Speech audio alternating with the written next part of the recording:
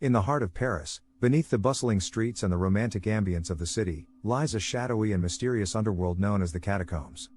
Originally quarries, these underground tunnels have a history filled with legends and a sense of the macabre. Among the tales that circulated among the locals, one story stood out, the story of a man who got lost in the catacombs, a story that sent shivers down the spines of Parisians. But first let me explain what the catacombs is. The Paris catacombs, also known as Les Catacombes de Paris, are a vast underground network of tunnels and chambers located beneath the city of Paris, France.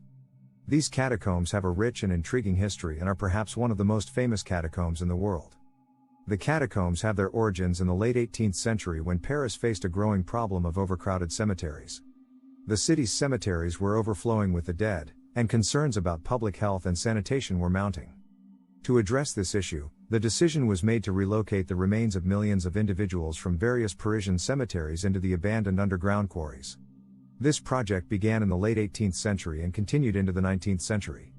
Over the years, the catacombs evolved into a vast underground ossuary, with the bones of the deceased neatly stacked and organized along the walls and in various chambers.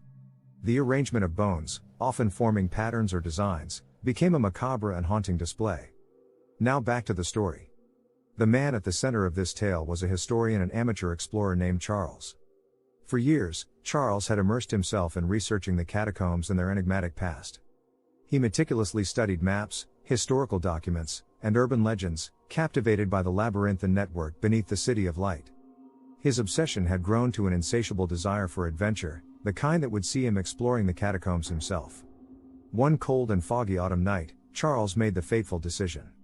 Equipped with a powerful flashlight, a backpack filled with supplies, a handheld GPS device, and a high-definition video camera, he descended into the catacombs, bidding farewell to the world above. His plan was to document his journey, to uncover the secrets and mysteries that had eluded researchers and explorers for centuries. As Charles ventured further into the catacombs, he was struck by the eerie beauty of the stone passages adorned with countless skulls and bones. The walls whispered the secrets of those who had been laid to rest here, and the stillness seemed to invite him deeper into the subterranean world. The early days of Charles's journey were well documented. He narrated his experiences in real time, sharing his excitement and awe at each new discovery. He explored forgotten chambers filled with ancient graffiti, where past generations of catacomb visitors had left their marks. He stumbled upon elaborate carvings in the stone, hinting at hidden societies and rituals held in the depths of the earth. Hours turned into days, and Charles continued to push deeper into the catacombs. Despite the network of passages and chambers, he felt confident in his ability to find his way back. His GPS device provided him with a comforting sense of direction, and he left markers at significant junctions to help him navigate. As he delved further into the catacombs, the GPS signal grew weaker and less reliable.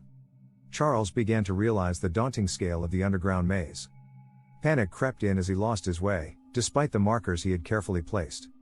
With each passing day, Charles's supplies dwindled. Food and water ran low, and he was unable to find an exit or any signs of other explorers. Charles's demeanor transformed from excitement to desperation as he documented his struggle to survive. The once confident historian now faced the harsh reality of his predicament. The walls of the catacombs began to close in on him, the skulls and bones becoming more oppressive and menacing. He encountered strange and inexplicable phenomena. Whispers in the dark, shadows that seemed to move, and the distant sound of mournful chanting unnerved him. Charles documented these eerie experiences as they became a part of his daily life. As days turned into weeks, Charles's footage revealed a man pushed to the brink of madness. He spoke of seeing apparitions and hearing voices, and he no longer knew if they were real or hallucinations brought on by his isolation and fear. His sense of time and reality began to blur, as he tried to keep a grasp on his sanity. Food and water were entirely depleted, and he scavenged for sustenance in the catacombs. He spoke of moments of extreme hunger and fatigue, as well as the oppressive feeling of being constantly watched. His video diary was punctuated with moments of hope and despair, as he considered the possibility that he might never escape this subterranean prison. As weeks turned into months, Charles's equipment began to fail. The camera's batteries ran low, and he was plunged into darkness. His flashlight provided only feeble illumination, and the inky blackness of the catacombs enveloped him.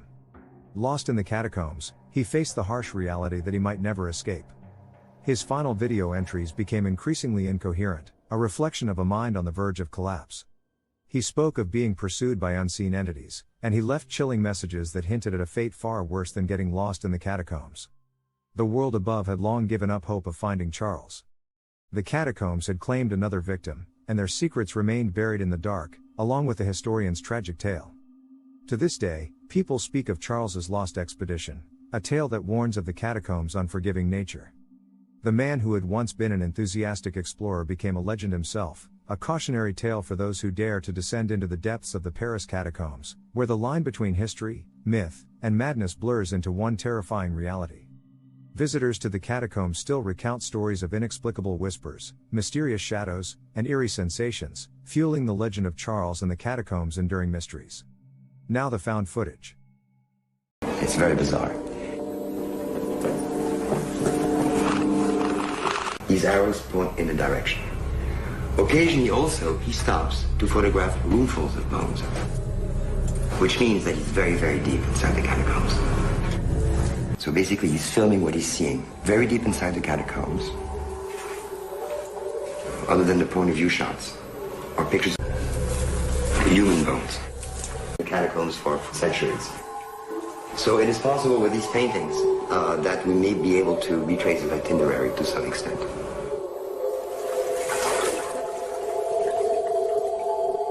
After about 4, we hear his breathing get louder and louder, as though something was scaring him. He's frightened, he's frightened. Occasionally he stops, perhaps to try to decide which way to run among all the many different corridors. He's running faster and faster and faster, deeper and deeper into the catacombs. And all of a sudden, we hear his breathing get louder and louder, as though something was scaring him. He's frightened, he's frightened. Occasionally he stops, perhaps to try to decide which way to run among all the many different corridors. He's running faster and faster and faster, deeper and deeper into the catacombs.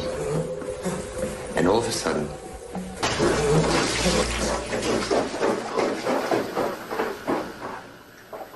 this video camera